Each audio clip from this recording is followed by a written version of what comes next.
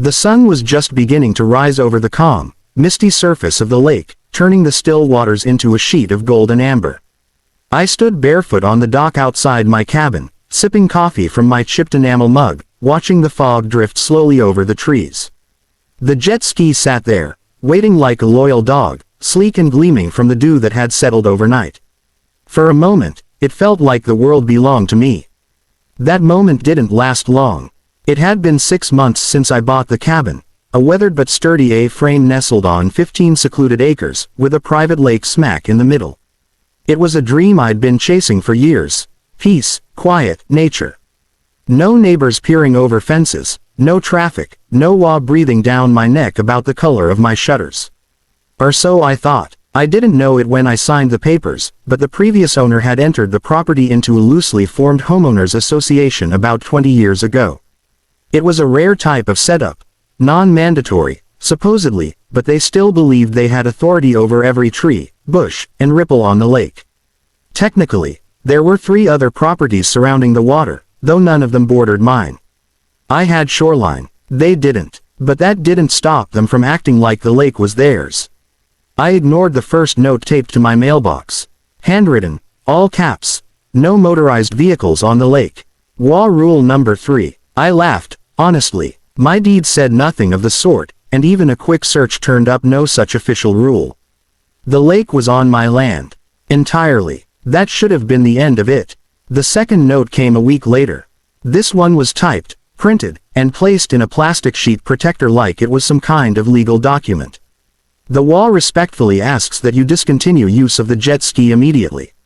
The noise disturbs local wildlife and nearby residents. It was signed Marjorie Kane, HOA chairperson. I still didn't respond. That Saturday morning, the water was mirror flat, too perfect to waste. I pulled the jet ski into the water and zipped across the lake, letting out months of tension in a single wild burst. The sound of the engine echoed against the trees. It wasn't obnoxious. It was freedom. I carved a long arc, the spray catching the morning light behind me. But when I returned to the dock, she was standing there, Marjorie herself, arms crossed, lips pursed so tight they looked like a single wrinkle. "You were breaking the rules," she said without greeting.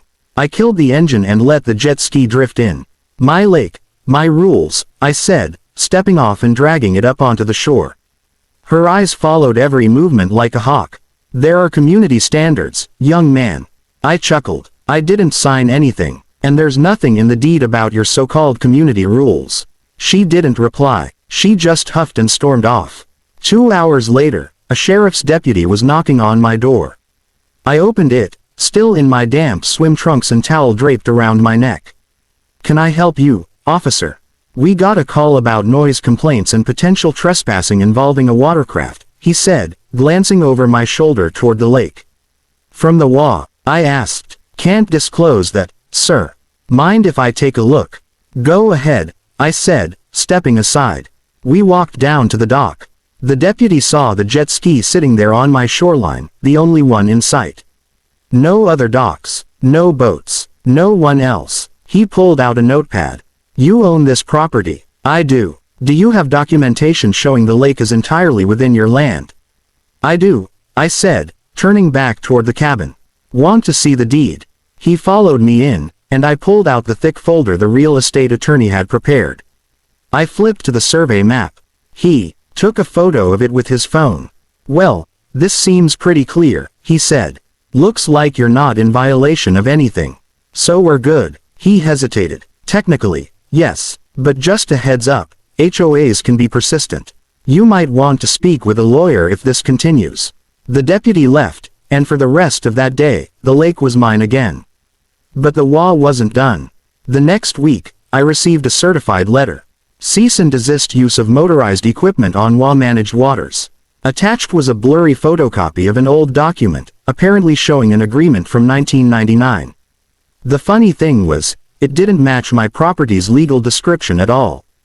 I went down to the county office myself.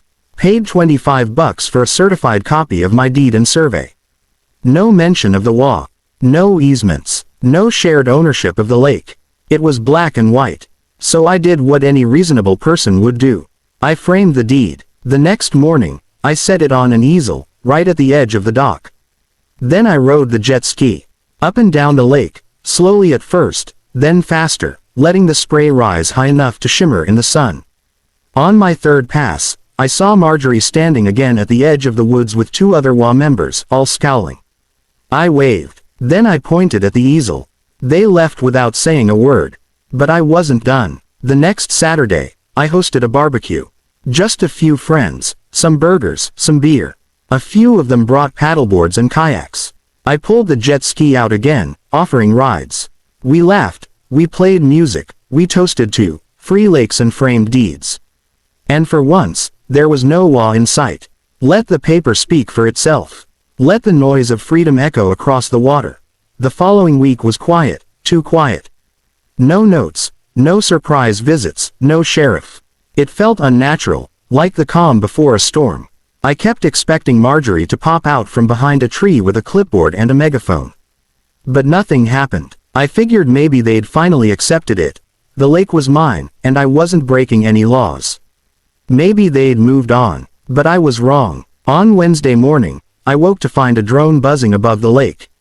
It hovered just high enough to be out of reach, circling slowly, its tiny camera aimed squarely at my property. I walked out in my robe, shielding my eyes from the sun, watching the little machine zip around like it owned the sky. I didn't need a label to guess where it came from. I called out, "Taking aerial photos now, Marjorie." The drone twitched, then zipped back toward the opposite tree line. I watched it vanish into the pines, then laughed. If they wanted to escalate, so could I. That afternoon, I called my attorney. He was a small-town guy, but sharp. I explained everything. Notes, the HOA, the drone. I emailed him the deed and the survey map. He got back to me within a day. "There's no legal authority here," he said. "They have no jurisdiction over your land or the lake. No easements, no covenants attached to the deed. If they keep harassing you, we can file a cease and desist or pursue a harassment claim." I nodded slowly. "Let's draft something. I want it ready. Done." 2 days later, the drone was back. This time, it flew lower, closer to my dock. It hovered near the easel with the framed deed like it was scanning it.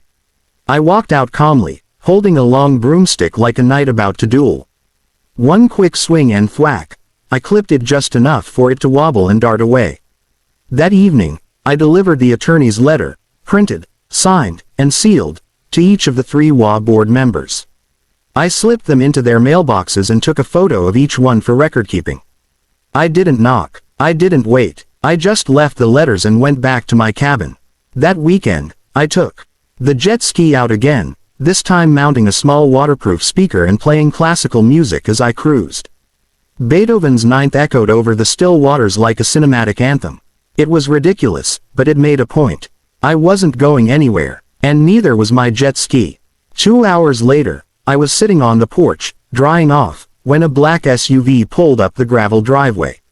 It wasn't a sheriff. It was someone new, tall, suit and tie, clipboard in hand.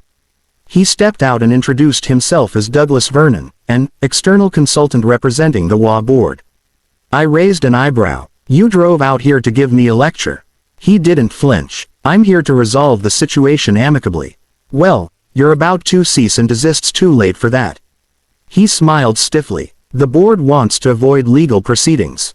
Then they can stop pretending they own my lake." He hesitated, flipping through a manila folder. "They believe the lake is part of a shared ecosystem. It's not. It's private. I own all of it. The county records confirm that. You understand, though, that there are expectations. I don't live by expectations. I live by the law. The deed is clear. Unless you've got a signed easement, your expectations are irrelevant." He sighed, clearly not used to people pushing back.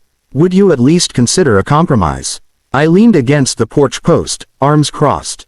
"Such as, no motorized watercraft on Saturdays and Sundays. Reduced noise levels. A written courtesy notice before events." I shook my head. "You think I moved out here to negotiate with strangers about what I can do on my own land? That lake is mine. I'll use it however I see fit, as long as I'm not breaking the law." "Which I'm not." His lips pressed into a thin line. He looked down, then closed his folder. "Well," he said, "I'll inform the board that you're not willing to compromise." Inform them they're free to fish for something else. He left without shaking my hand. A few days passed, and the HOA went quiet again. No drone, no visits, just wind through the trees and the call of loons across the lake. It should have felt peaceful, but it didn't. It felt strategic. Then, on Thursday afternoon, I heard tires crunching on the gravel again. I looked out the window, and froze. 3 black SUVs. 4 people in suits, 1 in a hard hat, and behind them, a marked vehicle from the Department of Environmental Resources. They were inspecting. I met them at the dock, arms crossed. "Can I help you?" The man with the hard hat stepped forward. "We received a complaint about unauthorized motorized vehicle use in a wetland protection zone. We're conducting an assessment." I could feel my blood starting to boil. "This is private property," I said. "And that lake isn't designated as a wetland. We're just here to confirm that." An hour later, after inspecting the shoreline, checking GPS coordinates, and reviewing the very same county records I had printed out weeks earlier, they packed up and left. The man in the hard hat gave me a polite nod. "Everything seems in order. Sorry for the trouble." I just smiled and nodded. When they were gone, I stood there for a while, staring at the easel with the framed deed, still upright, still unbothered. I thought about removing it, finally. But then I realized something. Letting the deed speak for me wasn't just a clever comeback. It was a symbol, a flag, a quiet, relentless reminder that I didn't owe anyone an explanation for enjoying the freedom I had legally secured. The next morning, I added something new. Next to the easel, I placed a second frame, this one holding a copy of the cease and desist letter I had served the HOA. Then I fueled up the jet ski, and let the music play.